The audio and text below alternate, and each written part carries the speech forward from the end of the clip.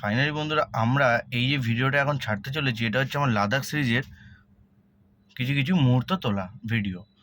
তো বন্ধুরা, আমি যখন লাদাখ গিয়েছিলাম 2022 সালে, তখন লাদাখ অ্যাডভেঞ্চার ট্যুর অসাধারণ করেছিলাম। কলকাতা থেকে আমি সোলো রাইডে একা লাদাখ পৌঁছেছিলাম। 7 দিনের মাথায় আমি লেতে পৌঁছেছিলাম।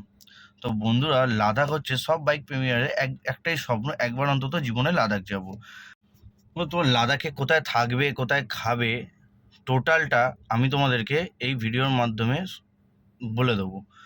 বন্ধুরা, তোমরা যখন লাদাখ যাবে, তোমরা লাদাখ যাওয়ার পথে লেতে যদি পৌঁছাও, খাংরি হোটেল বলে একটা হোটেল আছে, খুবই সস্তা। আর লাদাখের যাওয়ার পথে কিছু কিছু তোমাদের ভিউ পয়েন্ট পাবে অসাধারণ। তো বন্ধুরা, জীবনে যারা এখনও কোন লাদাখ যাবে বলে ভাবছো, বেরিয়ে পড়ো বন্ধুরা।